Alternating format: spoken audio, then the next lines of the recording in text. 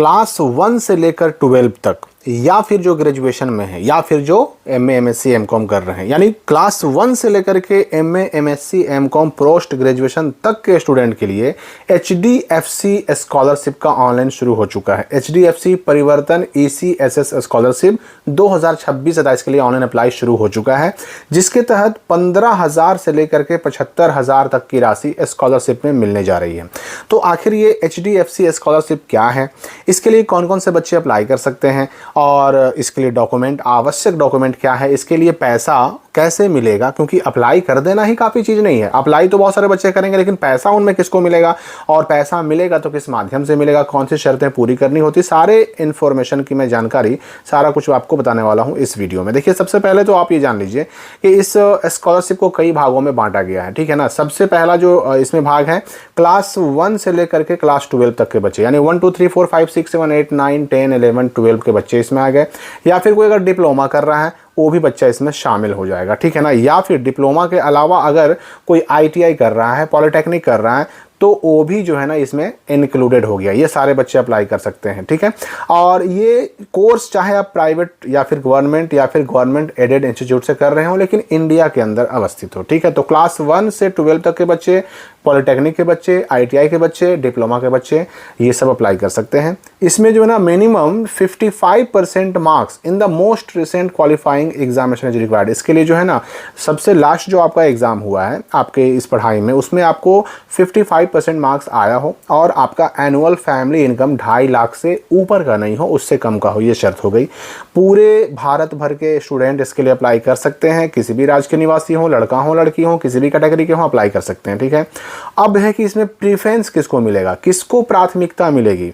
तो देखिए, ऐसे बच्चों को, ऐसे स्टूडेंट्स को प्राथमिकता मिलेगी जिन्होंने पर्सनल या फैमिली क्राइसिस का सामना किया है पास्ट 3 इयर्स में, पीछे गुजरे हुए 3 सालों में, जिन्होंने खुद अपना व्यक्तिगत या अपने परिवार में किसी तरह की समस्या का सामना किया है। अब ये समस्या किस तरह की हो सकती है भाई, तो ये समस्या का मतलब कि फाइनेंशियल रूप से किसी ने अगर कोई समस्या, मान लीजिए कि घर में कोई कमाने वाला मेंबर है और पिछले 3 सालों में अगर उसकी नौकरी चली गई है, या फिर जो हम खुद ही कोई काम करते थे, हमारी आमदनी का जो जरिया था वो पास्ट 3 साल में किसी कारण से हमारा वो आमदनी बंद हो गया है, या फिर हमारे परिवार के जो सदस्य थे खेती करते थे या कोई और काम करते थे, आजीविका का जो भी साधन था वो अगर किसी तरह से डिस्टर्ब हो गया है पीछे गुजरे 3 साल में, तो ऐसे बच्चों को प्राथमिकता मिलेगी, उनको प्रायोरिटी मिलेगी, ठीक है ना।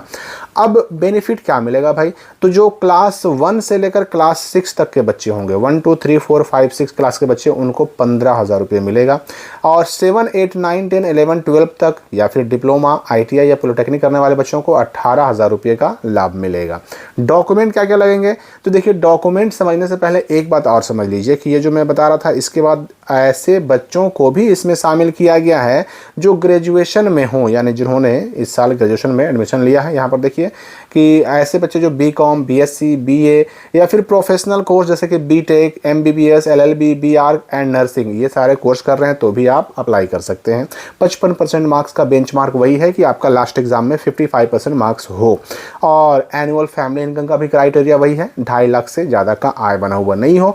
इसमें बेनिफिट क्या मिलेगा, देखिए, इसमें ना इसको 2 भागों में बांटा गया। जो जनरल यूजी कोर्स कर रहे हैं, मतलब जनरल मतलब क्या, नॉर्मल बीए, बीएससी, बीकॉम करने वालों को 30,000 का लाभ मिलेगा, यानी 30,000 रुपये की स्कॉलरशिप मिलेगी। और प्रोफेशनल यूजी कोर्स जैसे कि जिसमें बीटेक आते हैं, एमबीबीएस है, एलएलबी है, बीआर है, नर्सिंग है, ये सब कर रहे हैं तो 50,000 का स्कॉलरशिप मिलेगा। डॉक्यूमेंट की बात करें तो डॉक्यूमेंट में चाहे कोई भी हो, डॉक्यूमेंट सेम ही लगेगा। सेम कैसे लगेगा, तो हम वही 1 to 12 वाले डॉक्यूमेंट की लिस्ट देख लेते हैं, इसी से सारा कुछ क्लियर हो जाएगा।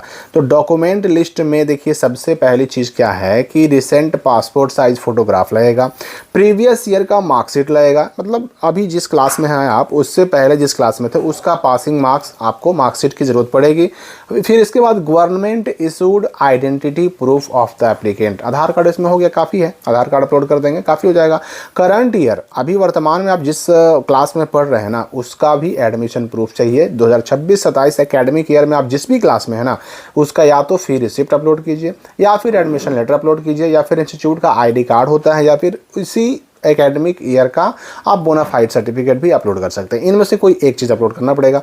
इसके बाद है बैंक अकाउंट डिटेल्स। अब चाहे इसमें आप पासबुक अपलोड कीजिए स्कैन करके, या फिर कैंसल चेक अपलोड कीजिए। चाहे वो ये कैंसल चेक या पासबुक आपका भी हो सकता है, या फिर आपके अपने पेरेंट के यानी माता पिता के नाम से भी हो सकता है, दोनों में पैसा आ जाएगा। ठीक है। इनकम प्रूफ में क्या लगेगा भाई, तो जो आपके ग्राम पंचायत हैं या वार्ड काउंसलर या सरपंच के द्वारा जो निर्गत आय प्रमाण पत्र होता है वो भी चल सकता है, और जो आय प्रमाण पत्र एसडीएम, डीएम या सीओ ब्लॉक से या फिर अंचल ऑफिस से बनता है वो भी काम चलेगा। या फिर अगर ये दोनों ना है ना, तो फिर आप नोटरी से एफिडेविट भी करवा सकते हैं, जिसको शपथ पत्र भी कहा जाता है। और चूंकि मैंने पहले ही कहा कि जिन बच्चों ने पिछले 3 साल में किसी तरह के फैमिली क्राइसिस का सामना किया है, किसी फैमिली प्रॉब्लम का सामना किया है, खास करके जिनकी इनकम आय प्रभावित हुई हो, तो ऐसे बच्चे अपना जो है ना ये सर्टिफिकेट, एक प्रमाण अपलोड कर सकते हैं कि हाँ भाई मैंने बीते 3 साल में किसी तरह की समस्या का सामना किया है। अब ये बीते 3 साल में जो क्राइसिस की हम बात कर रहे हैं उसमें कौन कौन सी चीज़ें प्रूफ में शामिल हो सकती हैं। डेथ सर्टिफिकेट, अगर मान लीजिए कि घर का फैमिली मेंबर जो कि अर्निंग मेंबर था, जो कमा रहा था, जिसकी आमदनी से घर का खर्च चल रहा था, अगर उसकी मौत हो जाती है तो डेथ सर्टिफिकेट लगा सकते हैं। ऑफिशियल एम्प्लॉयर लेटर, अगर किसी का जॉब था, नौकरी थी, और उस नौकरी से जो आय हो रही थी, इनकम हो रहा था परिवार का, परिवार उसी से चल रहा था, और ऐसा जॉब चला गया तो उसका आप एम्प्लॉयर लेटर जो है लगा सकते हैं। और या फिर नोटराइज्ड एफिडेविट भी आप लगा सकते हैं। कोर्ट से जो नोटरी का एफिडेविट बनता है ना, ये फर्स्ट क्लास एफिडेविट की बात नहीं हो रही है, ये नोटरी वाला जो वकील लोग बनाते हैं वो एफिडेविट भी लगा सकते हैं। मेडिकल रिपोर्ट लगा सकते हैं, हाँ भाई घर में कोई बीमार है जिसके खर्च के लिए पैसे नहीं हैं, या प्रेस्क्रिप्शन लगा सकते हैं किसी डॉक्टर का, या फिर कोई भी ऐसा डॉक्यूमेंट जो ये कन्फर्म करता हो कि हाँ भाई कोई नेचुरल डिजास्टर जैसे कि भूकंप, बाढ़, किसी कारण से हमारी फैमिली में नुकसान हुआ है। वो सारी चीज़ें ना काफ़ी ज़्यादा मैटर करती हैं कि हाँ भाई इस परिवार को फैमिली क्राइसिस का सामना करना पड़ा है, तो ऐसे बच्चों को प्राथमिकता दी जाएगी। और पोस्ट ग्रेजुएट वालों की अगर हम बात करें, एमए, एमएससी, एमकॉम वालों की बात करें, तो इसमें भी जो है वही सेम चीज़ें हैं, बस इसमें पैसे का जो मामला है वो चेंज हो जाएगा। कैसे, तो जो पोस्ट ग्रेजुएट नॉर्मल वाले हैं यानी एमए, एमएससी, एमकॉम वाले हैं उनको भी मिलेगा, और एमटेक या एमबीए करने वाले हैं उनको भी मिलेगा। आय वाला मामला वही है सेम। इसमें क्या मिलेगा, तो नॉर्मल पीजी कोर्स करने वालों को 35,000, और प्रोफेशनल पीजी कोर्स वाले यानी एमटेक वाले या फिर और जो प्रोफेशनल कोर्सेज थे उनके लिए 75,000 मिलेगा। और डॉक्यूमेंट में वही सेम टू सेम है। ठीक है। अब लास्ट डेट की बात करें तो चाहे 1 से लेकर के 12 वाला स्कॉलरशिप हो, चाहे ग्रेजुएशन वाला स्कॉलरशिप हो, आईटीआई वाला हो, डिप्लोमा वाला हो, बीटेक वाला हो, एलएलबी वाला हो, सबका, एमए, एमएससी, एमकॉम वाला हो, सबका लास्ट डेट है 31 अगस्त 2026 फिलहाल। हालांकि इसको बढ़ाया भी जाएगा। अब यहाँ पर देखिए एक सबसे बड़ा सवाल जो आपका आता है ना कि ये स्कॉलरशिप, ठीक हम फॉर्म तो भर देंगे, क्या इसका पैसा सच में मिलता भी है? तो देखिए इसका पैसा मिलता तो है, मिलता है, लेकिन अब है ना कि इसके लिए सेलेक्टेड होना आपका ज़रूरी है। इसमें क्या होता है ना कि बहुत सारा जो डॉक्यूमेंट आप अपलोड करते हैं वो सब उसकी स्क्रूटनी होती है, चेकिंग होती है, और उसके बाद जो फाइनल बच्चे सेलेक्ट किए जाते हैं ना, और उस सिलेक्शन लिस्ट में जो बच्चे शामिल होते हैं उनको मिलता है पैसा।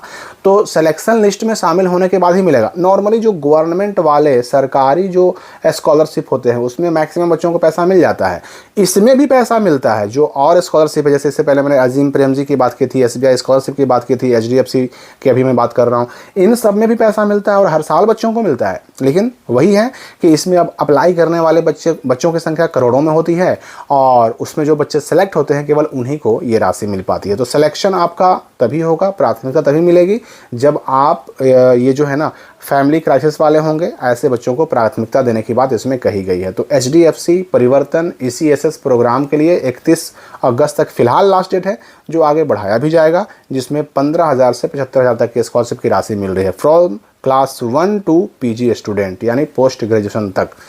तो अगर आपको लगता है कि आप इस स्कॉलरशिप के लिए एलिजिबल हैं, आपको मिलने के लिए आप पात्र हैं, तो अप्लाई ज़रूर करें। और अगर आपका सिलेक्शन हो गया तो 101% आपको पैसा इसका मिलेगा। तो अप्लाई करने का लिंक कमेंट और डिस्क्रिप्शन में भी दिया हुआ है। कोई डाउट अगर हो तो कमेंट में पूछ सकते हैं। हम मिलेंगे अगले वीडियो में नए अपडेट के साथ।